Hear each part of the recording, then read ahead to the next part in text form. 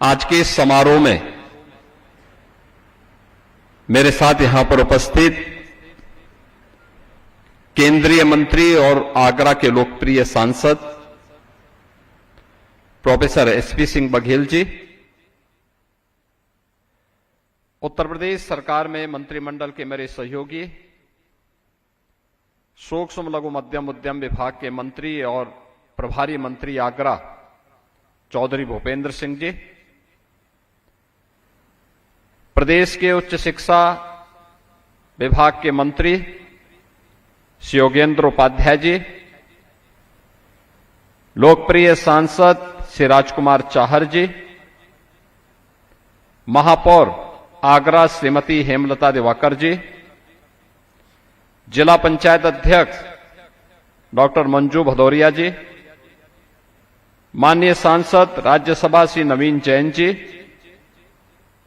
विधान परिषद के माननीय सदस्य श्री मानवेंद्र प्रताप सिंह जी,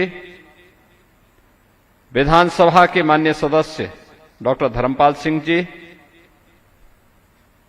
डॉक्टर जीएस धर्मेश जी, श्री पुरुषोत्तम खंडेलवाल जी, चौधरी बाबूलाल जी, श्री भगवान सिंह कुशवाहा जी, छोटेलाल वर्मा जी, श्रीमती रानी पक्षसालिका सिंह जी, डॉक्टर भीमराव अंबेडकर विश्वविद्यालय आगरा की कुलपति प्रोफेसर आशु रानी जी और प्रमुख सचिव उच्च शिक्षा श्री एमपी अग्रवाल जी, प्रदेश के विभिन्न जनपदों में आयोजित समारोह में हमारे प्रदेश सरकार के सभी मंत्रीगण, सभी सम्मानित जनप्रतिनिधिगण, उच्च शिक्षण संस्थानों से जुड़े हुए हमारे सभी प्राध्यापकगण और उपस्थित बहनों और भाइयों, आज मुझे उत्तर प्रदेश सरकार की मुख्यमंत्री शिक्षक कैशलेस सुविधा का उपहार गुरु पूर्णिमा के ठीक पूर्व उच्च शिक्षण संस्थानों के आप सभी प्राध्यापकों को प्रदान करते हुए अत्यंत आनंद की अनुभूति मैं कर रहा हूं।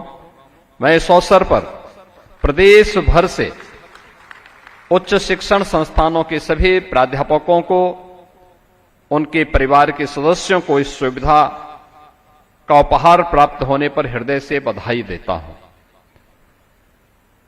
आज की सुविधा जिसके माध्यम से विश्वविद्यालयों, महाविद्यालयों व राजकीय हो,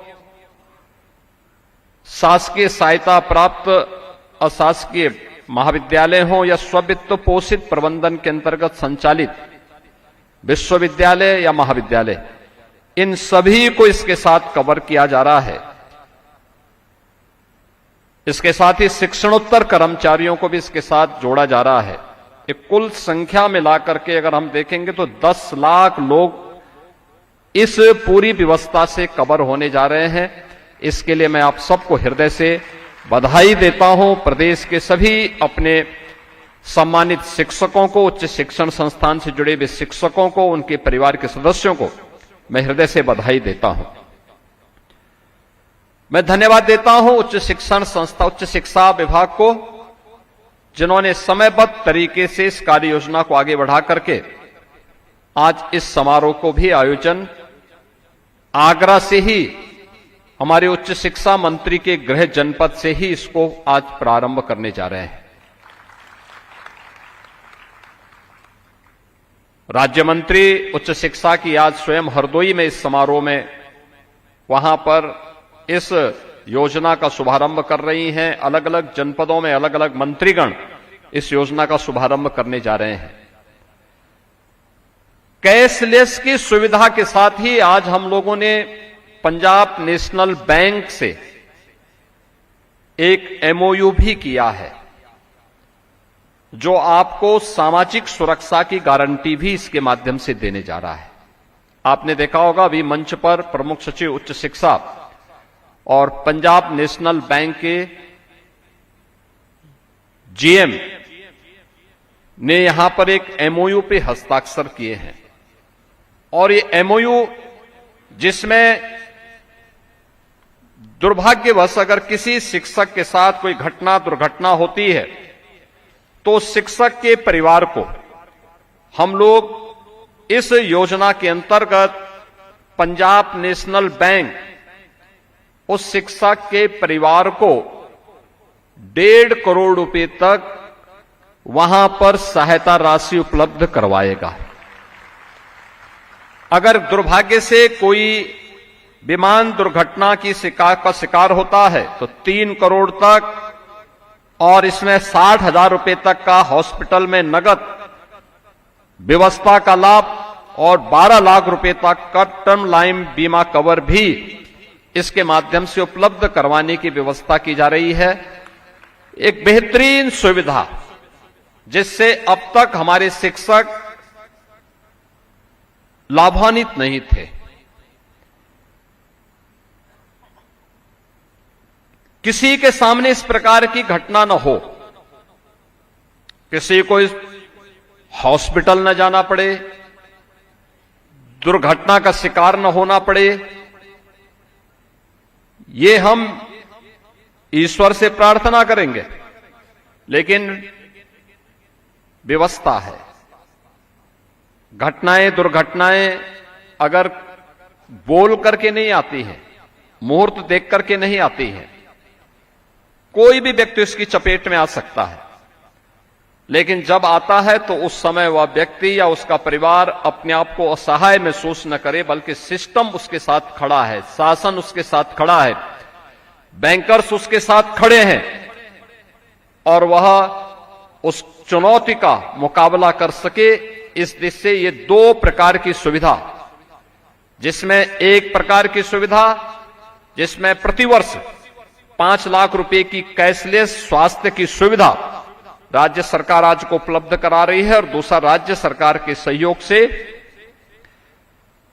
आपको सामाजिक सुरक्षा की गारंटी भी उपलब्ध करवाई जा रही है, जिसमें शासकीय जितने भी हमारे महाविद्यालय हैं, विश्वविद्यालय हैं या गवर्नमेंट एडेड कॉलेजेज हैं, उनके प्राध्यापकों को 1.5 करोड़ से लेकर के 3 करोड़ रुपए तक की सहायता किसी घटना दुर्घटना में स्थायी विकलांगता के अवसर स्थिति में ये उपलब्ध पीएनबी पंजाब नेशनल बैंक के माध्यम से उनको बीमा कवर उपलब्ध करवाया जा रहा है। इसके साथ ही मैं पंजाब नेशनल बैंक से कहूंगा कि स्ववित्त पोषित और निजी विश्वविद्यालय के शिक्षकों को भी इस योजना से कवर करने की व्यवस्था को उनके साथ जोड़ना चाहिए, जिससे उनके साथ कोई घटना दुर्घटना होने पर वह उन्हें भी एक बीमा कवर उपलब्ध करवा सके। इसके लिए भी एक व्यवस्था उनको आगे बढ़ानी चाहिए। और शिक्षणोत्तर कर्मचारियों को भी, अभी तक इस व्यवस्था में शिक्षणोत्तर कर्मचारी नहीं थे, लेकिन जो 50,000 शिक्षणोत्तर कर्मचारी हमारे उच्च शिक्षण संस्थानों में विश्वविद्यालयों में कार्यरत हैं, उनको भी हम इस व्यवस्था से कवर करने की व्यवस्था का एक इस व्यवस्था को आगे बढ़ाने जा रहे हैं। मैं इस अवसर पर सभी सम्मानित शिक्षकों को, शिक्षणोत्तर कर्मचारियों को और शिक्षा की व्यवस्था के साथ प्रत्यक्ष और अप्रत्यक्ष रूप से जुड़े हुए उन सभी लोगों को जिन्हें इन सभी सुविधाओं का लाभ मिलने जा रहा है, उन सबको मैं हृदय से अपनी बधाई देता हूं, अपनी शुभकामनाएं देता हूं। आप सब इस बारे में जानते हैं, एक शिक्षक की भूमिका भारत की परंपरा में आज से नहीं, प्राचीन काल से ही उसका स्थान सर्वोच्च रहा है। वे शासकीय व्यवस्था का पार्ट रहे हों, गुरुकुल का हिस्सा रहे हों, या सामान्य जीवन में भी व्यक्ति के जीवन में उसके गुरु का अपना एक विशिष्ट महत्व रहा है। और भारत से ज्यादा इसको कौन जानता होगा। जब दुनिया अंधकार में जी रही थी, तब भारत तक्षशिला और नालंदा जैसे विश्वविख्यात विश्वविद्यालयों का संचालन करता था। और मैं उस समय, मुझे तक्षशिला विश्वविद्यालय की एक वैद्य की वह कथा याद आ जाती है जब मैं शिक्षकों के साथ संवाद बनाता हूं। याद करिए, तक्षशिला विश्वविद्यालय आज के पाकिस्तान में स्थित है। तक्षशिला अविभाजित भारत का यह हिस्सा था। तक्ष प्रभु श्री राम के अनुज भरत के पुत्र के नाम पर, तक्ष के नाम पर वह तक्षशिला पड़ा। 2500 वर्ष पहले वहां पर एक विश्वविख्यात विश्वविद्यालय था, जहां पर जीवन के प्रत्येक क्षेत्र के बारे में दुनिया भर से आए हुए स्नातकों को पारंगत किया जाता था। उन्हीं में एक विश्वविख्यात वैद्य हुए जीवक। जीवक के जीवन की यह घटना आपको याद होगी। जब उन्होंने तक्षशिला में अपना अध्ययन पूरा किया, लंबे समय तक वे तक्षशिला में रहे, तो लंबे समय के बाद उनको अवसर आया कि अब मुझे अपने देश वापस जाना चाहिए। वे अपने देश में यानी काशी वापस आना चाहते थे। उन्होंने अपने आचार्य के पास गए और उनसे कहा कि मैं बहुत दिनों से यहां पर हूं, मैंने अपना पूरा अध्ययन कर लिया है, अब मैं अपने देश जाने की आपसे परमिशन लेने के लिए आया हूं। उन्होंने कहा, देखिए आपको अपनी अंतिम परीक्षा से गुजरना होगा। और अंतिम परीक्षा क्या होगी? तो उन्होंने कहा कि एक काम करो, सामने जो वन है इस वन में जाओ और मुझे वह औषधि ला करके दो, जिस औषधि में उस वनस्पति को लेकर के आओ जिसमें कोई औषधीय गुण न हो। जीवक सामने के वन में चले गए। आप याद करिए उस समय के अनुशासन को, जहां गुरु और शिष्य के बीच में किस प्रकार का संबंध है और किस प्रकार का संवाद है। कोई उस समय सर्टिफिकेट नहीं दे रहा है, कोई वहां रिस्टिकेट भी नहीं कर रहा है, कोई भय और दशत और कोई बंधन पत्र भी नहीं, कोई बॉन्ड भी नहीं भरा हुआ है, लेकिन एक आत्मिक संबंध और किस प्रकार का बेहतरीन संवाद है। जीवक जाता है, वन में ढूंढता है, एक एक औषधि के, एक एक वनस्पति के औषधीय गुणों का अध्ययन उसने पहले किया था, और उन वनस्पतियों को ढूंढता है कि वनस्पति इस प्रकार की औषधीय गुण को रखती है, ये वनस्पति इस प्रकार की औषधीय गुण को रखती है। और कुछ अंतराल के बाद कई दिन और कई महीने उन्होंने वहां उस पूरे जंगल में व्यतीत किए। उसके बाद वापस आता है और वापस आकर के अपने आचार्य से कहता है कि नास्ति मूलो अनौषधय, यानी कोई भी ऐसी वनस्पति नहीं जिसमें औषधीय गुण न हो, मुझे नहीं मिला है। तो आचार्य ने प्रसन्न होकर के कहा कि आप अपनी परीक्षा में सफल हुए। यानी आचार्य को मालूम है कि कोई भी ऐसी वनस्पति नहीं है जिसमें कोई औषधीय गुण न हो। हर वनस्पति में कोई ना कोई औषधीय गुण जरूर है। और इसीलिए तो भारतीय ऋषि कह उठा था कि अमंत्रम अक्षरम नास्ति, नास्ति मूलो अनौषधय, अयोग्यो पुरुषो नास्ति, योजकः तत्र दुर्लभ। और मुझे लगता है वो योजक कोई और नहीं है, वो योजक आप है। उस योजक के रूप में आपकी भूमिका बहुत मायने रखती है। एक छात्र को क्या दिशा देनी है, कैसे चलना है, जीवन में अनुशासन का महत्व क्या है, जब हम इन बातों को देखेंगे, इन बातों के बारे में उसको बताएंगे, इनके लिए हमारा उससे संवाद होगा, तब जाकर के परिवर्तन होगा, तब परिणाम आएगा। और उस परिणाम को लाने के लिए हमें पहले दिन से प्रयास करना होगा। पहले दिन से प्रयास करना होगा। अगर कोई अक्षर ऐसा नहीं कि जिसमें मंत्र बनने की सामर्थ्य न हो, अगर कोई वनस्पति ऐसी नहीं कि जिसमें औषधीय गुण न हो,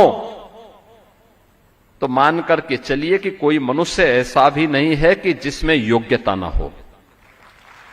योग्यता जरूर होगी, लेकिन उसके लिए योजक चाहिए। जैसे वनस्पति को ढूंढने के लिए कोई वैद्य चाहिए, जैसे अक्षर को जोड़ने के लिए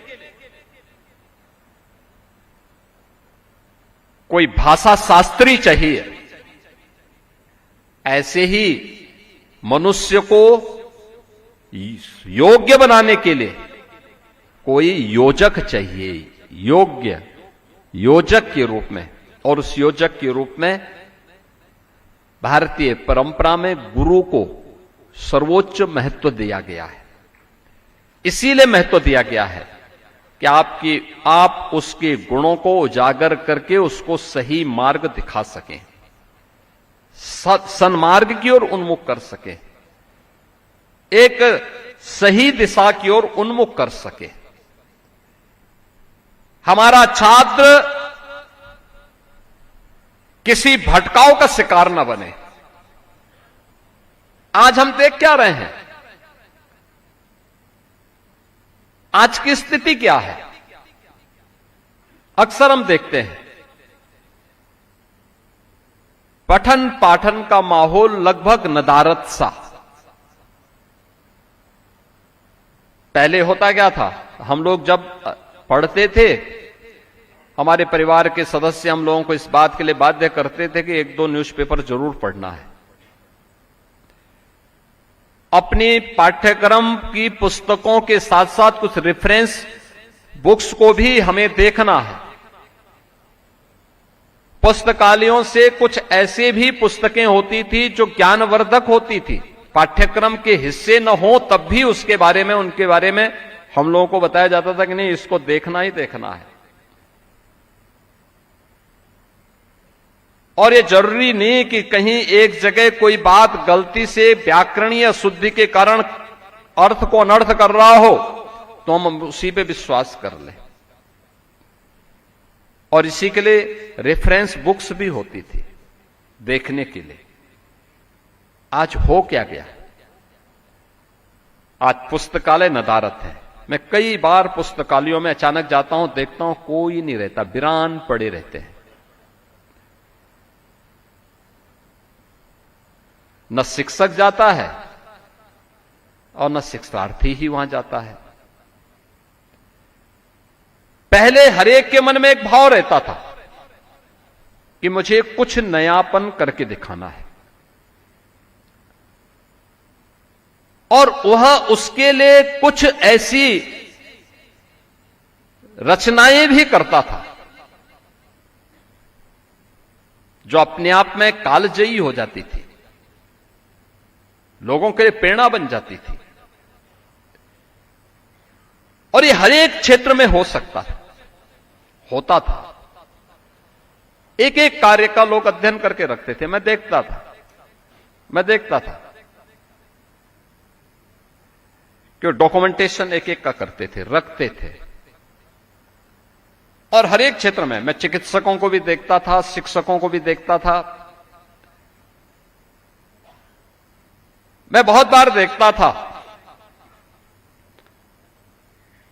बचपन में हम लोग देखते थे जब जनगणना होती थी, जनगणना के दौरान शिक्षक गण गांव-गांव जाते थे, घर घर का पूरा आंकड़ा इकट्ठा करते थे।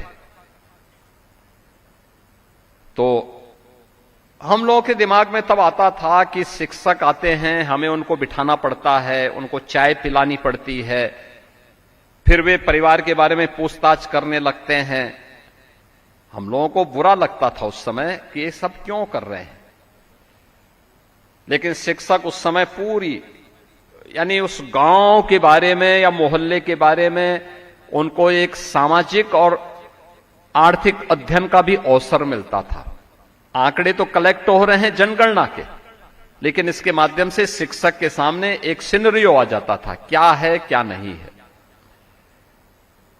और बीच के कालखंड में हाई कोर्ट में कोई सज्जन गए, उन्होंने कहा, हाई कोर्ट ने भी कहा, भाई शिक्षकों को इससे मुक्त कर दो। मुक्त हो गए तो वह उस ज्ञान से भी मुक्त हो गए जो उनको स्वतःस्फूर्त भाव के साथ, भाई आप कहीं रह रहे हैं, आप आगरा में डॉक्टर बाबा साहब भीमराव अंबेडकर विश्वविद्यालय में अध्ययन कर रहे हैं और विश्वविद्यालय के इतिहास के बारे में आप नहीं जानते। विश्वविद्यालय के संस्थापक कौन थे, विश्वविद्यालय में कुलपतियों की परंपरा कौन कौन थी, कौन ऐसे प्राध्यापक यहां पर रहे हैं जिन्होंने कुछ विशिष्ट करके दिखाया, एलुमनाई कौन कौन है यहां के, इनके बारे में अगर आप जानकारी नहीं रखते तो इसका मतलब आप विश्वविद्यालय के प्रति अन्याय कर रहे हैं। और वह अन्याय विश्वविद्यालय के प्रति ही नहीं कर रहे हैं, अपने प्रति भी कर रहे हैं, वर्तमान के प्रति भी कर रहे हैं और आने वाली पीढ़ी के प्रति भी कर रहे हैं। हमें जानकारी होनी चाहिए, हम जिस परिवार में रहते हैं उस परिवार की पृष्ठभूमि के बारे में जानकारी होनी चाहिए, जिसके साथ रिश्तेदारी हो रही है उस रिश्तेदारी के परिवारों में भी की जानकारी भी हमारे पास होनी चाहिए। इसलिए नहीं कि आपको खुफिया एजेंसी के रूप में आपको काम करना, नहीं, एक पृष्ठभूमि के रूप में समृद्ध परंपरा के बारे में हर एक जगह कुछ विशिष्टताएं होंगी, उसके बारे में जानकारी रखने में क्या बुरा है। आपके पर्सनल नॉलेज के लिए बहुत आवश्यक होगा, आप उसको रख सकते हैं, हम लोग उसको नजरअंदाज कर लेते हैं। आप जिस दिन अपने क्लास में जाते होंगे, पहली क्लास लेते होंगे सत्र की, पहली क्लास को आप रूटीन के पाठ्यक्रम की बजाय परिचयात्मक रूप से लें और पाठ्यक्रम का एक सामान्य परिचय बच्चे को देकर के रोचक माहौल बनाने का प्रयास करेंगे, आप देखना आपकी क्लास के प्रति छात्रों के मन में एक जिज्ञासा आएगी, आने का इच्छुक होगा। अन्यथा बहुत बार होता क्या है, प्रारंभ में छात्र आते हैं, जब क्लास बोरियत वाली हो जाती है तो उसके बाद वे सब क्लास छोड़ करके जा चुके होते हैं। अंत में हम लोग देखते हैं कि केवल प्राध्यापक रहता है, सामने दो चार मजबूरी में आने वाले जीव बैठे होते हैं, बाकी उनको कोई रुचि नहीं होती कि क्लास में कुछ हो रहा है कि नहीं हो रहा है। कारण है हमने उसको रोचक बनाने का प्रयास नहीं किया। हमने बीच बीच में कुछ ऐसे उद्धरण देने के प्रयास नहीं किए जो किसी छात्र को उसके प्रति आकर्षित कर सके और उसके पाठ्यक्रम को और सुरुचिपूर्ण बना सके।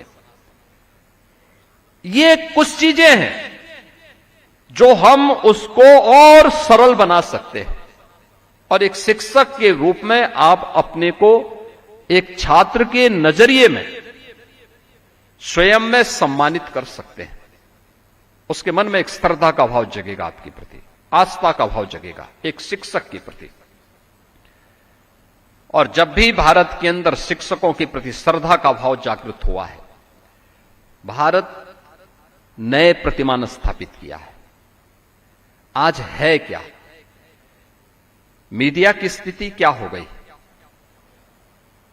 पूरे समाज में कई प्रकार के वर्ग हो गए। एक जो प्रिंट मीडिया को देखता, अखबार पढ़ता है, एक उम्र विशेष से ऊपर के लोग, खासतौर पर जो अवकाश प्राप्त करके घर में बैठे हैं, उनके लिए अखबार हो जाता है अपने अनुसार, फिर अखबार को दिन भर पढ़ते हैं बेचारे। एक वर्ग है जिसको घंटा 2 घंटा मिलता है, वो जाता है समय के अनुरूप, उसने न्यूज चैनल देखा, थोड़ा जानकारी ले ली कि हाँ ये चीजें देख रही हैं, सब देख लिया, सरसरी निगाहों से देख लिया। लेकिन एक बड़ा तबका युवा का, यूथ का एक बड़ा तबका ऐसा हो गया, लगभग 60% तबका ऐसा है जो आज के दिन पे अपना स्मार्टफोन देख करके तय करता है कि स्मार्टफोन के माध्यम से या यूट्यूब के माध्यम से वह व्यक्ति देश और दुनिया के बारे में जानकारी ले रहा है। अब आप सोचो, उस स्मार्टफोन पे जो मटेरियल है न्यूज के रूप में, व्यूज के रूप में, जिन लोगों ने ज्यादा कंटेंट डाले होंगे, जिन लोगों ने ज्यादा मटेरियल डाल दिए होंगे, वो छात्र उसी को सच मान लेगा। ये जरूरी नहीं कि वो सच हो, ये जरूरी नहीं कि वो सच हो। हम सत्य के नजदीक किसको पाते थे? पहले मीडिया को, यानी न्यूज़पेपर की खबर होती थी, हम मानते थे बहुत सच होगी, हम विश्वास कर लेते थे। न्यूज़पेपर ने बड़ी भूमिका का निर्वहन किया है देश की आजादी के आंदोलन के दौरान, जन चेतना को जागरूक करने में, स्वाधीनता आंदोलन को आगे बढ़ाने में एक बड़ी भूमिका का निर्वहन हुआ था। और उसमें एक जवाबदेही भी है। अगर कोई गलत न्यूज दे रहा है, रिपोर्टर का नाम मालूम है, एडिटर का नाम मालूम है, विजुअल मीडिया में भी रिपोर्टर की भी जानकारी है, उनके एडिटर की भी जानकारी है और चैनल का भी सीईओ की जानकारी है। लेकिन सोशल मीडिया फेक अकाउंट बना करके भी कोई व्यक्ति कैसे समाज में विद्वेष पैदा कर सकता है, इसके अनेक उदाहरण आपने देखे होंगे। सही तथ्य की जानकारी न होने के नाते और सेल्फ अनुशासन न होने के नाते अक्सर अव्यवस्था और अराजकता का शिकार पूरा सिस्टम होता है। और पूरा सिस्टम जब अव्यवस्था और अराजकता का शिकार होता है तो सबको इसका खामियाजा भुगतना पड़ता है, वर्तमान को भी और भविष्य को भी। वर्तमान और भविष्य दोनों को अगर हमें सही दिशा में लेके चलना है तो हमें स्वयं के जीवन में अपने छात्रों को अनुशासन के बारे में और आत्म अनुशासन के महत्व के बारे में भी बताना पड़ेगा। सोशल मीडिया प्लेटफॉर्म आज की आवश्यकता है, आर्टिफिशियल इंटेलिजेंस आज की आवश्यकता है।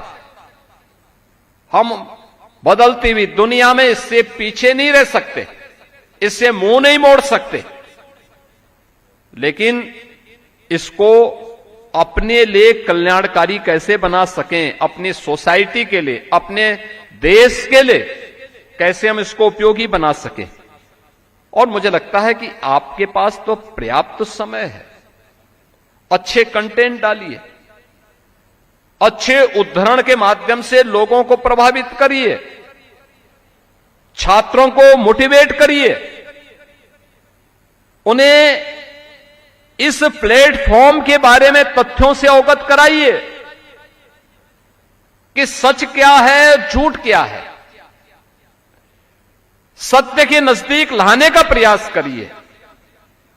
जो अनाम हैं, गुमनाम लोग हैं, गुमनाम प्लेटफॉर्म हैं, फेक अकाउंट हैं, उनके बारे में बताएं उनको कि भाई ये गुमराह करने वाले तथ्यों से हमें दूरी बनानी होगी। न्यूनतम समय हम उस पे अपना खर्च करें, ज्यादा समय न दें उसमें, और सही तथ्यों की जानकारी उसको लेनी है तो उसके लिए उसको फिर से पढ़ने पढ़ाने की आदत को पुख्ता करना पड़ेगा। लाइब्रेरी में जाने का आदत डालनी पड़ेगी। पाठ्यक्रम के अलावा रेफरेंस बुक्स को भी देखें, कुछ रोचक धर्म ग्रंथों की तरफ भी वह उन्मुख हों, देखें उसको भी। उसके बहुत सारे उद्धरण उसके लिए उपयोगी हो सकते हैं। अगर हम बताएंगे, देश का बड़ा कल्याण होगा, देश सही दिशा में आगे बढ़ेगा। देश आपका गुणगान करेगा। वैक्यूम है। आज मैं देखता हूं किसी भी कार्य के लिए हर व्यक्ति जाता है, कहता साहब गूगल देख रहा हूं। वह जरूरी थोड़ा है कि वहां पे जो सारे मटेरियल उसमें सही हो, और जो तथ्य वहां दिए गए हैं ये जरूरी नहीं कि ऑथेंटिक हो। कौन इसको ठीक करेगा? हमारे शिक्षक समाज को इसके लिए आगे आना पड़ेगा, अपने आप को तैयार करना पड़ेगा। और मैं तो चाहूंगा, यहां की माननीय कुलपति से भी मैं कहूंगा, देखिए आज के दिन पे हम लोग अपने संस्थानों को, राष्ट्रीय शिक्षा नीति ने आपके लिए एक प्लेटफॉर्म उपलब्ध करवाया है। और राष्ट्रीय शिक्षा नीति ड्वेल डिग्री को आप लेने की सामर्थ्य रख सकते हैं और देने की सामर्थ्य भी रखते हैं। अनिवार्य किया जाना चाहिए हर शिक्षक के लिए, हर छात्र के लिए। हम आर्टिफिशियल इंटेलिजेंस पे उसको पारंगत करेंगे। विश्वविद्यालय को अपने यहां भी, महाविद्यालयों को अपने यहां भी, हर एक विश्वविद्यालय, हर एक संस्थान को रखना चाहिए। आज आपके पास प्लेटफॉर्म नहीं है, आप आइए, हर जिले में हम लोगों ने स्वयं टाटा टेक्नोलॉजीज के साथ मिलकर के हम लोगों ने हर जनपद में कुछ इंजीनियरिंग कॉलेजेज में या फिर पॉलिटेक्निक में या आईटीआई में आर्टिफिशियल इंटेलिजेंस के लिए, ड्रोन टेक्नोलॉजी के लिए, रोबोटिक के लिए, 3D प्रिंटिंग के लिए, इन सब के लिए उनकी सामान्य जानकारी देने के लिए हम लोगों ने वहां पर उस प्रकार की सुविधा उपलब्ध करवाई है। और वो जानकारी हम लोग ले सकते हैं, बहुत कठिन नहीं है, थोड़ा सा प्रयास करेंगे। हमें इसकी जानकारी होनी चाहिए, कैसे हम उस फील्ड में अपनी धमाकेदार उपस्थिति के माध्यम से उसको अपने पाठ्यक्रम के अनुरूप, समाज के अनुरूप और देश के अनुरूप बना सकते हैं। यह हम पर निर्भर करता है। अगर हम थोड़ा भी प्रयास करेंगे तो देश के लिए बहुत कल्याणकारी होगा। अन्यथा हो क्या रहा है, आप देखते होंगे कि जिन लोगों को भारत की प्रगति अच्छी नहीं लग रही है, जिनको ये सब अच्छा नहीं लगता है, वे किसी न किसी रूप में समाज में विद्वेष की स्थिति पैदा करना चाहते हैं। इन सभी तकनीक की जानकारी उनके पास है।